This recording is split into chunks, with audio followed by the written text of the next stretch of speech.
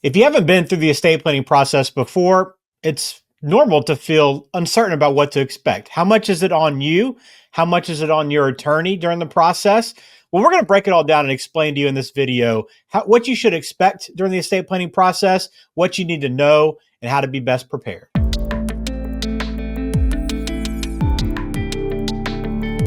Welcome into Complete Estate Planning. I'm Ben George with Nick Rosenbauer of the Rosenbauer Law Office. We got a good show for you today, and one I know that is important. If you're trying to understand the estate planning process a little bit better, this video will walk you through it. Make sure you understand what you need to have prepared and what you can expect your estate planning attorney to do for you. So got a good show, and I think an important conversation today, Nick, and I think this is great because a lot of people just don't know what to expect. This with anything that you do in life that you've never done before, and this one obviously does kind of feel a little bit more serious because you're dealing with death, and a little more overwhelming because you haven't really thought through it probably, and don't really know what you want to do yet.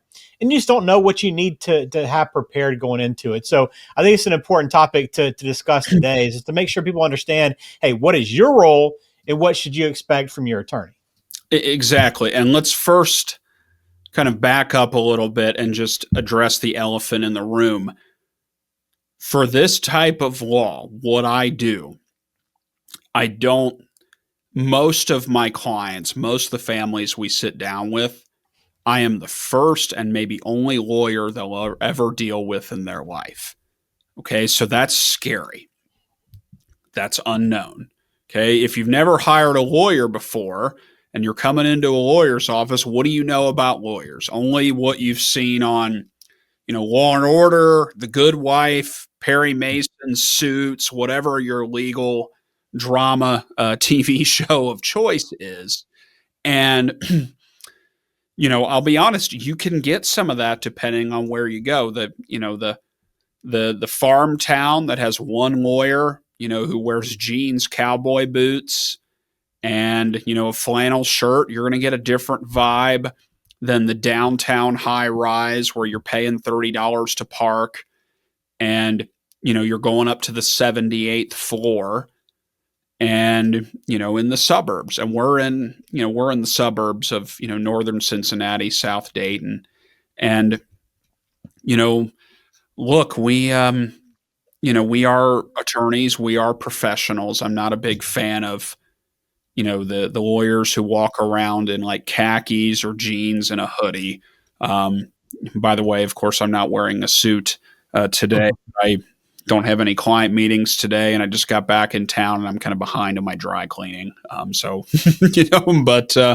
we'll kind of walk through how it goes. And I'll be honest, one of the things I do for everyone that I meet with is I have a quick introductory call, introduce myself, explain the process. Here's what to expect. Here's what we'll talk about.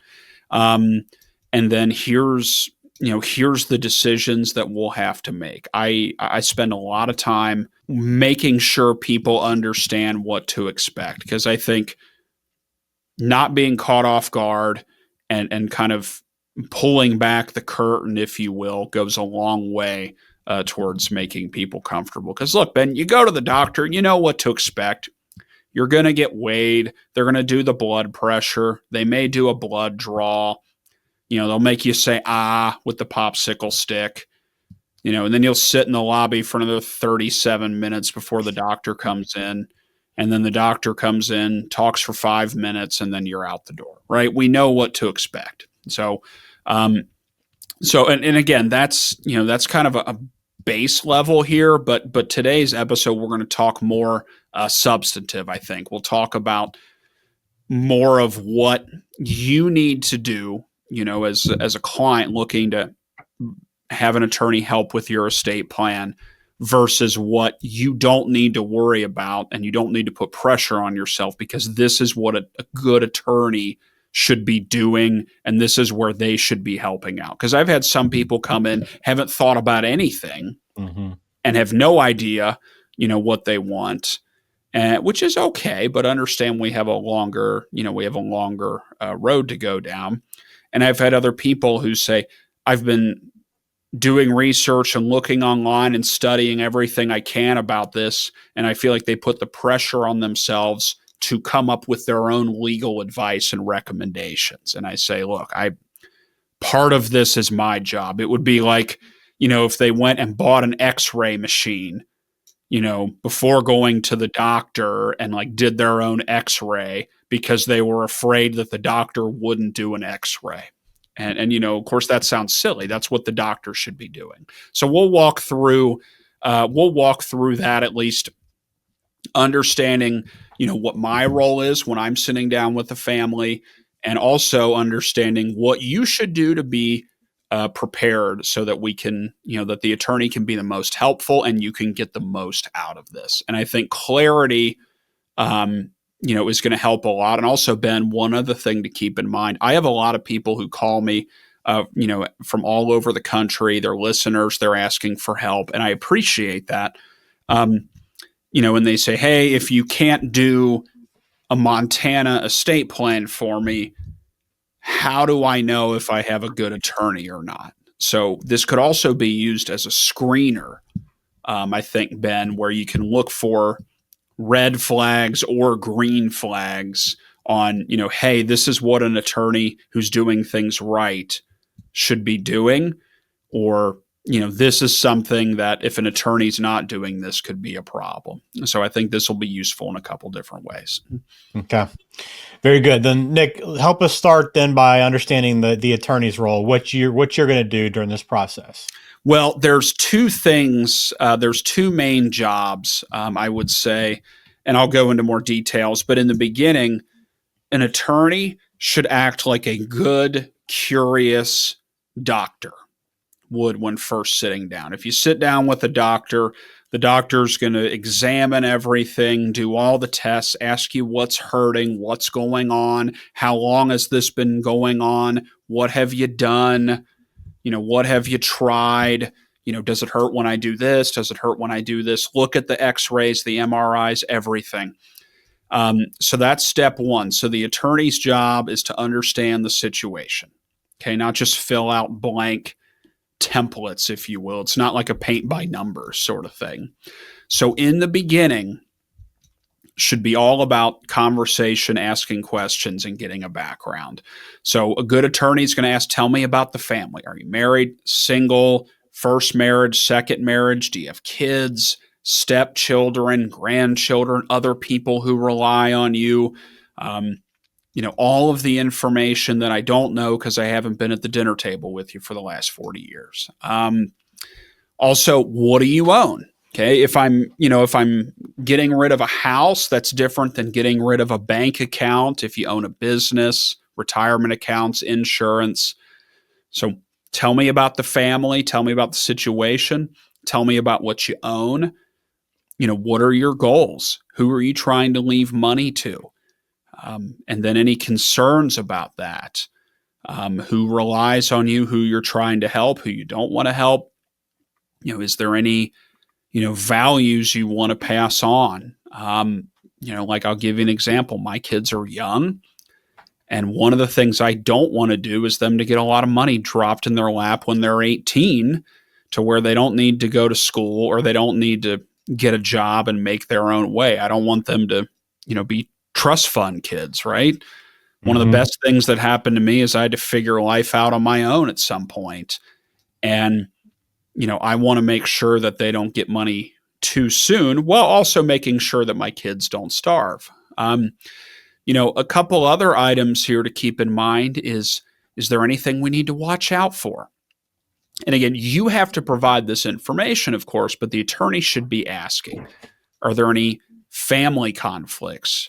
Are there tax issues? Have any of the kids or, grandkids gotten in trouble? Medical issues, special needs, developmental problems? Basically, is there anything we need to watch out for when leaving money to someone or entrusting someone with a job? Okay. And then also practical considerations. And my recommendation, I know this can be uncomfortable because, we're trained to keep this close to the vest, like you're worried someone's going to take advantage of you. But if someone has a time constraint or a budget constraint, letting me know what we're dealing with allows me to be more useful. Like for example, if someone says, hey, you know, we only have, this amount of money, um, that I can spend on this, and it's a legitimate reason. Well, then I'm not going to spend time discussing some very complicated, plan that costs three times that amount. I'm not going to waste your time. Or if someone says, hey, I'm about to have surgery in a month. Well, okay.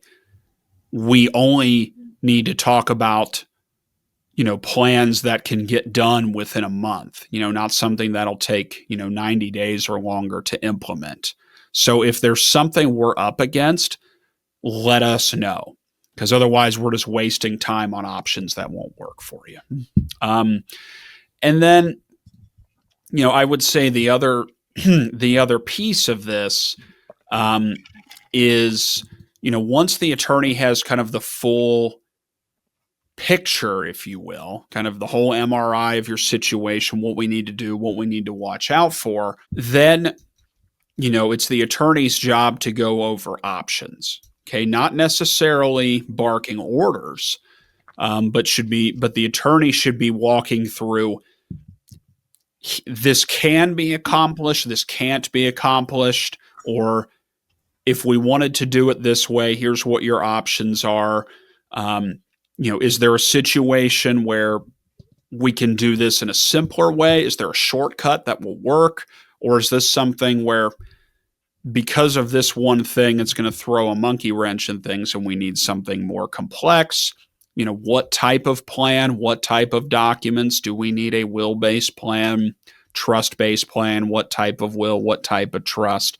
And this is something, Ben, where I have a lot of people, I feel like they put pressure on themselves to where they have to know what type of plan they need before talking to me. And I say, look, as long as you can help me understand, the family dynamic, it is my job, to put all of that together into what the best way to do it is. Look, I'm all for people being educated and kind of understanding things, because then it's less of a headache when you come in and sit down, because, you have some familiarity.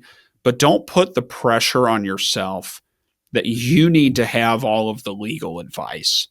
Okay, that's what, lean on me or lean on someone like me for that. Um, and then so that would be it. That would be the big thing. Although you can certainly cross the line, and I tell people that it is my job to walk through options. Here's what you can and can't do, but it's not my job. I'm a tour guide to help you make informed decisions. It shouldn't come across like I'm a drill sergeant. Right. Um, it is not my job to tell you who you trust or who to give the money to. Okay.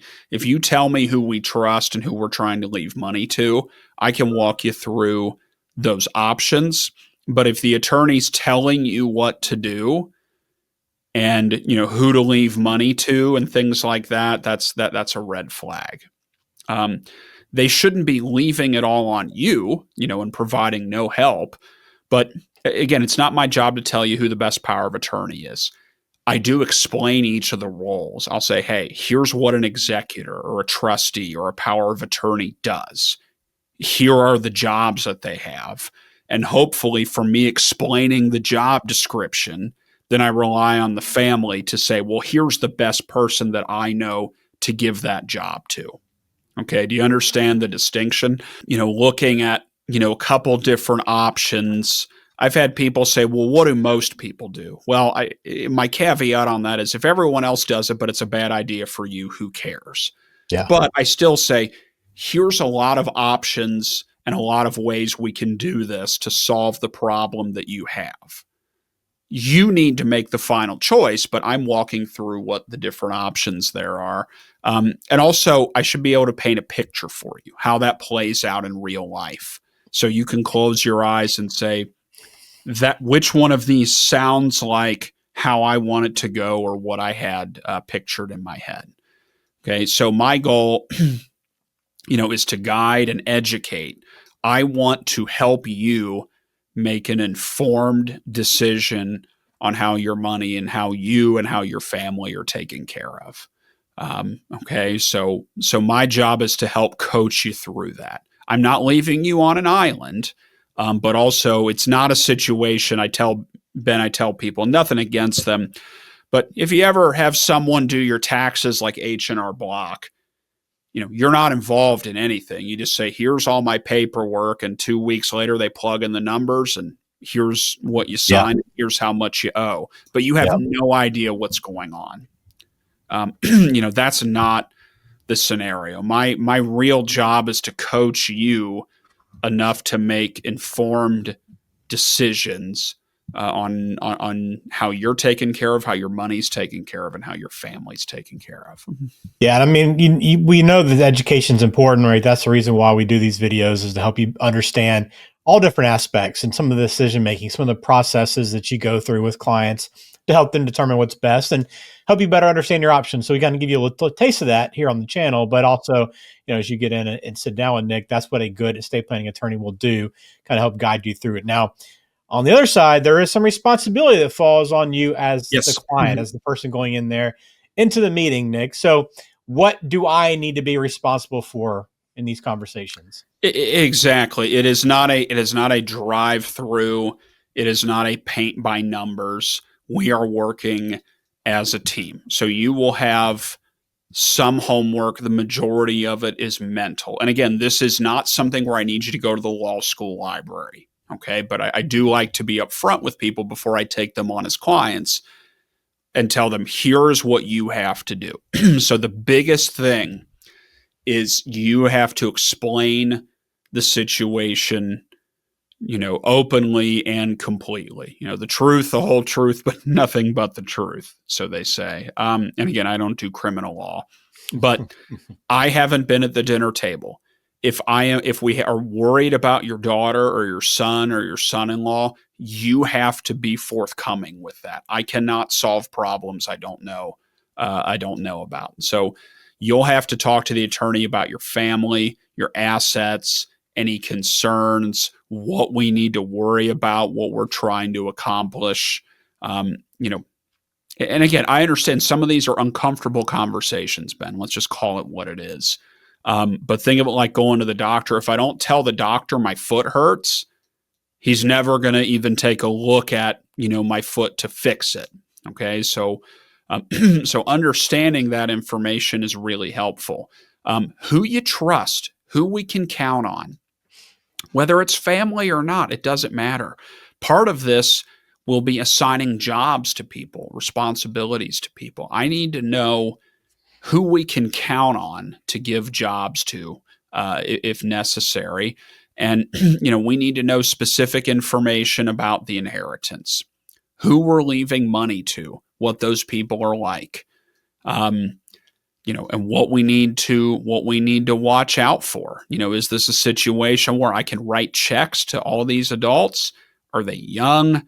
Do we need to be careful? Are we worried about money going to your daughter and then your son-in-law takes it in a divorce? I know you probably don't want to bring up concerns about their marriage, but if I don't know about it, I can't plan for it. And then obviously there'll be a lot of mental homework. I would say is the other big one. Your attorney should walk through all of the decisions that you will have to make. I have a study guide that I give people, for goodness sake. And I say, hey, before you come back for the next meeting, here are all of the questions that I'm going to be asking you that we need to be prepared to come up with answers for. Who we trust, who we're leaving money to, any restrictions, guardrails on the inheritance, anything we need to watch out for. So again, I'm here to help, but I tell my clients that you have some mental homework. And then a couple other things, ask questions. If something doesn't make sense, speak up. I'm not a mind reader. It's not good to just be signing or finalizing a plan that you don't know how it's going to work. You don't have to be an attorney or go to the law school library, but you should be able to understand how you're being taken care of, how the family's being taken care of, how the money's being taken care of. So speak up. And then, like I said, you're going to have decisions that need to be made after receiving guidance. If it's something where you feel like you're left high and dry and you have to come up, with specific legal, answers to things, and you feel like you're not getting help and you don't understand it, that's not good. But with guidance, you're going to have to make decisions on who you trust, who you want to leave money to. Okay. We're working as a team. We have different, we have different jobs, so to speak. So in the beginning, think of it like I am a doctor that's trying to figure out everything about the situation so I can make recommendations.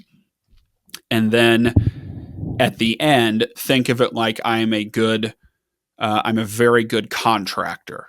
If you ever hired someone to redo your kitchen or landscaping, you don't want them to pick out the countertop and the fridge and which way the door swings. Like, you want to have some say in that, and you should, but you don't want a situation where the contractor just says, "Tell me what you want." I would want a contractor who says, "Here's the 3 things you can do. This is a type of fridge that won't fit there, so pick from these 3. And you probably want to do this. Here's the pros and cons." Like when we moved to our current office that we had, I had a big build out that needed to be done. I had a lot of decisions to make on how we wanted the conference room set up, and I had to make them, but my contractor did a great job of asking me questions. What is this room used for? How big's the table? How many people will be in here? Do we need wheelchair accessibility? And then he said, there's 3 ways we can do it, pros and cons of each. I think this is probably the best because of this, but any of these 3 will work. I was making informed decisions with his help. So that is when we're designing the specifics of the plan. That's really what it should feel like. You shouldn't be left high on an island, but it's also not something where the attorney's taking all the decision-making power away from you. Well, like the biggest takeaway from me, Nick, is that it truly is a good partner, is a partnership if you have a good estate planner that you're working with, an attorney that you can trust, that you'll have that open communication, that you can work back and forth, and that both parties do their part, right? I mean, I think it takes both to be candid, honest, direct, and put in the time during this process to make sure you get it right and to be accurate and make sure all your wishes are met. And I think it's a good kind of breakdown of how that all works. Absolutely. And I will say this, a lot of times, at the end, when my clients, we get things finalized, they'll say, "Thank you for getting this done for us." I will turn it back on them. I'll say, "You did your part, which allows us to do our part better." So I will thank them again. My favorite clients are honest. They're forthcoming. They're willing to share enough details and information, and then they're able to make decisions and, take it seriously. They spend more than 30 seconds thinking about important decisions. So yeah, it is a team. And if you're willing to be open and, give your attorney all the information he or she needs to get the lay of the land, you're willing to do your job and make decisions and, take that job seriously, then the ultimate, kind of the end result about that is you have the best plan for you and your situation. So again, I hope this helps everyone. This should be very, and again, like I said, this should not be an intimidating situation. But at the same time, I think it is better for people if they are prepared and they understand, what needs to be done and, what will fall on their plate versus what's something where they can lean on an expert, an attorney to help out with. And I think that gives the best result. All right, very good. If you want to learn more, go to CincinnatiEstatePlan.com. Leave a comment as well if you have a question, but I always encourage you to follow up, begin that process. You know what to expect. And you can begin those conversations now at CincinnatiEstatePlan.com. Thanks for watching. Please subscribe if you haven't already. Another episode of Complete Estate Planning coming soon, so we'll talk to you then. Are you feeling overwhelmed by estate planning? The process can seem complex, but it doesn't have to be. The Rosenbauer Law Office is dedicated to helping you protect what matters most: your family, your assets, and your peace of mind. Nick and the team will guide you through every step of the process, making sure you feel confident and informed along the way. Take the first step toward peace of mind today. Schedule an introductory call by clicking the link in the description of today's show.